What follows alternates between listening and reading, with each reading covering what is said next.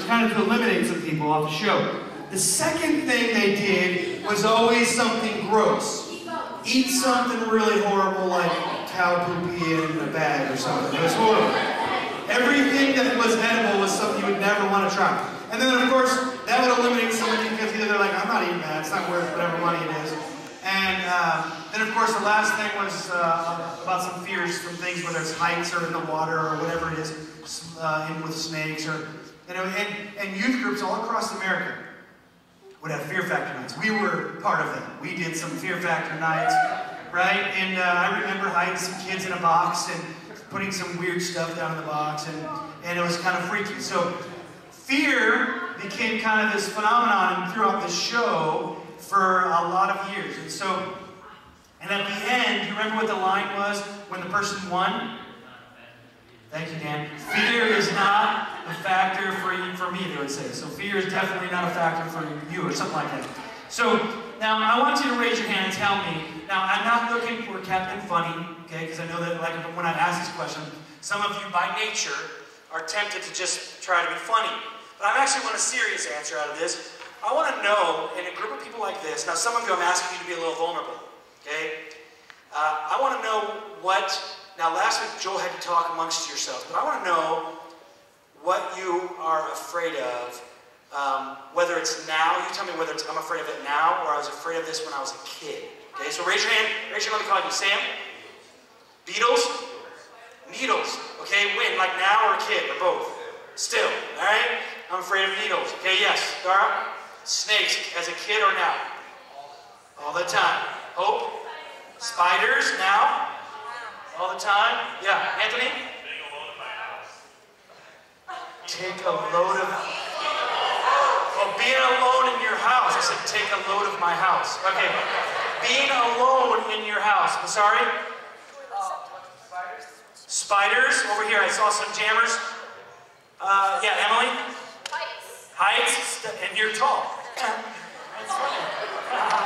Stephen? Oh, like Stephen? Chucky. All right? Miss Eck, yes?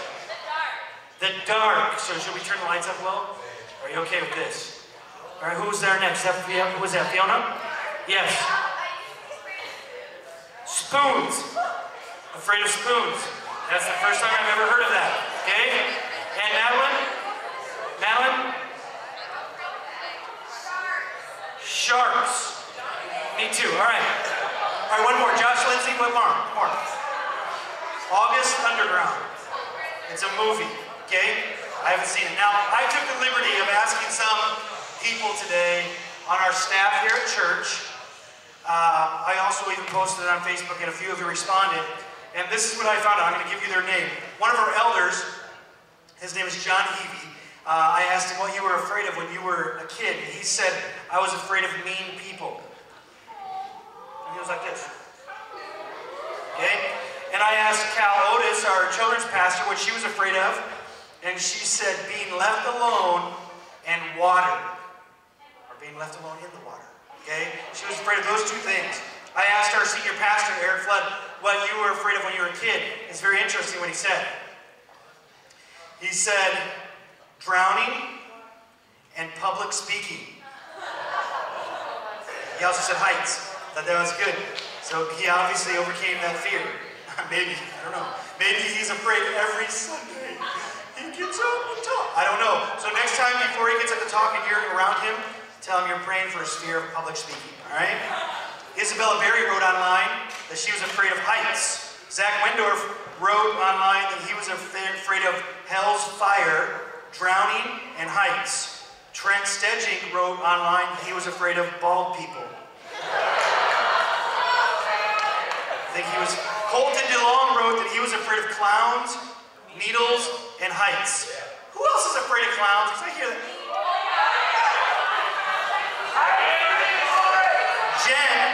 Jen, some of you know Jen here.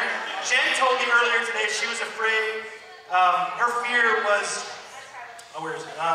Fitting in as a homeschool kid, because Jen got homeschooled. She'd think that she was afraid of all the other people that didn't seem to like her. Right? You guys like Jen? Make her feel good. Joel said he was afraid of the dark. He was afraid of his mom spanking him. Levi said the dark and big curly bugs, especially centipedes.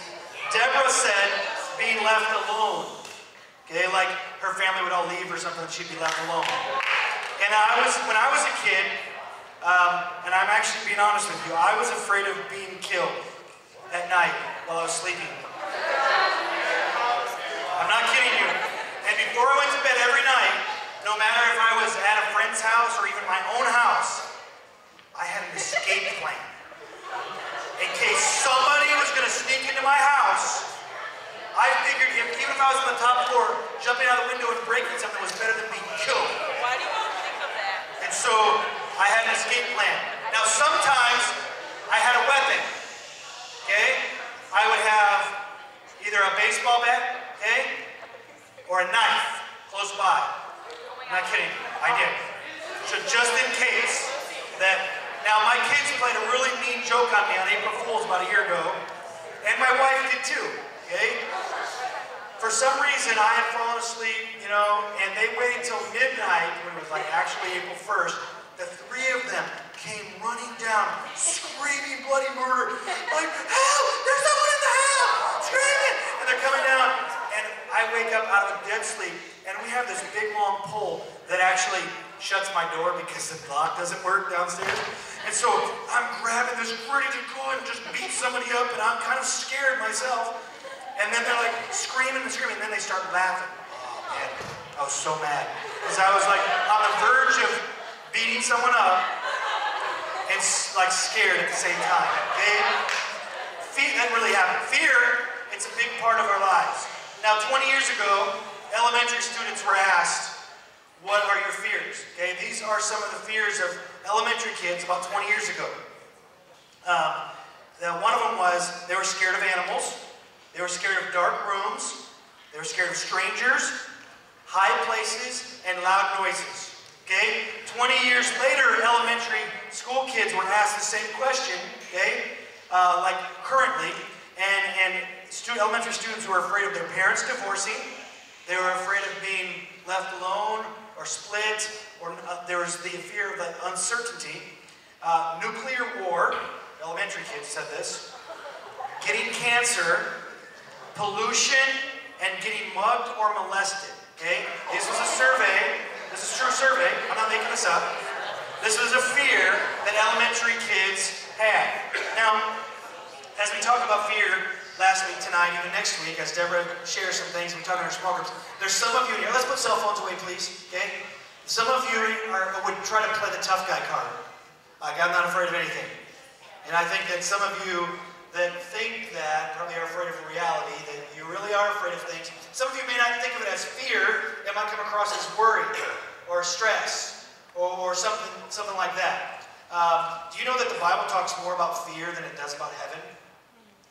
As a matter of fact, Jesus' very first words after he was resurrected, okay, from the dead, were, does anybody know? Yeah, do not be afraid, do not fear, okay? And I thought that was kind of interesting. So the Bible does talk about it a lot, okay?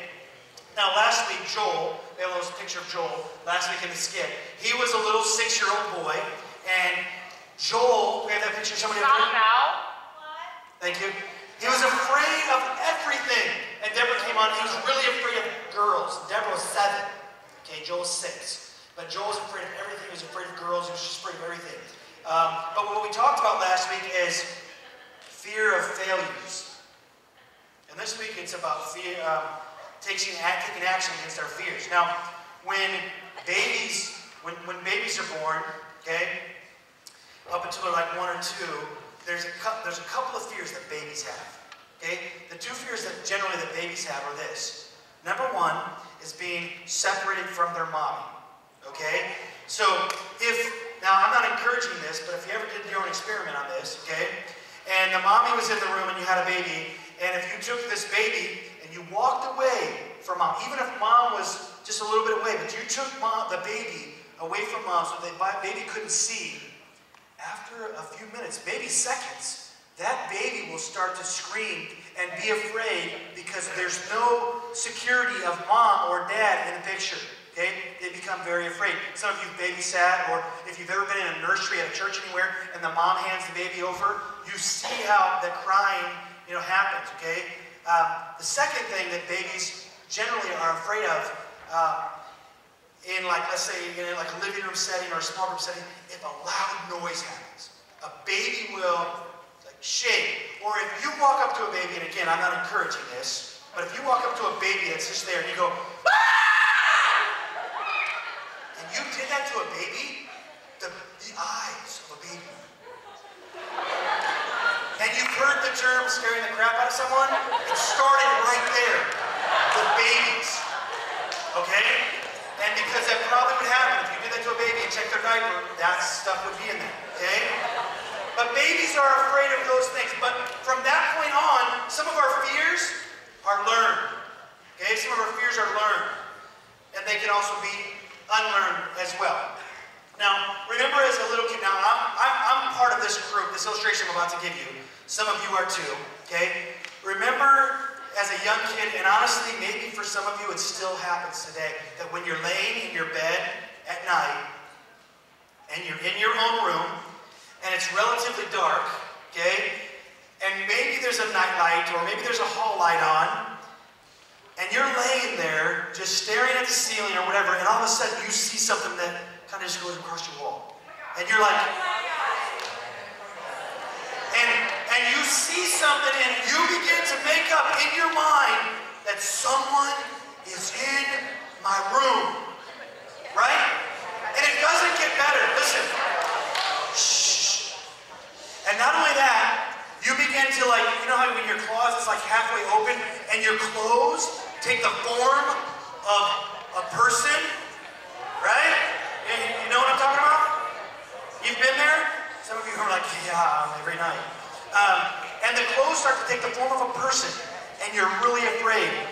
And you know better than to do this. Like if you're laying in your bed, you don't want to do this. Why? Yes, because something's under your bed and will pull you in and under. And it might look like this, okay? The picture up there, guys? Up top? Hello? Do we have the picture, Jen, or somebody up there? Yeah. You think that if you put your feet down here like this, that thing will pull you in under your bed and take you, I don't know where, to the depths of hell or wherever it might pull you, right? And you have this fear. And the only thing you can do is get on your bed and jump to turn the light on. And as soon as you turn that light on, there's no more monsters. There's nothing under your bed. You check the closet, you check under your bed, and nothing's there. Why? Because the light revealed the truth. You understand? The light revealed the truth. It wasn't actually a monster. Guys, listen. Listen. Listen what the scripture says in Psalms 56, 3 and 4. It says this. I think we have it, okay? But when I am afraid, I will put my trust in you. I praise God for what he has promised. I trust in God, so why should I be afraid? What can mere mortals do to me? Okay? These are words on just a page. These are real words I hope that can encourage us. When we put our trust in God, okay?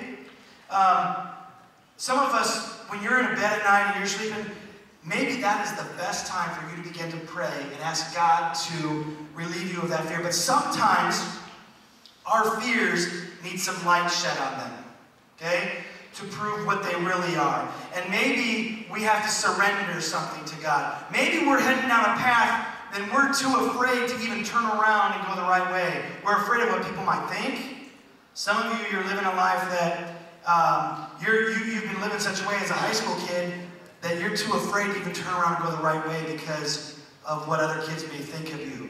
And I want us to take the words of Solomon and be encouraged that we can put our trust. And it says, what can mere mortals do to you, right?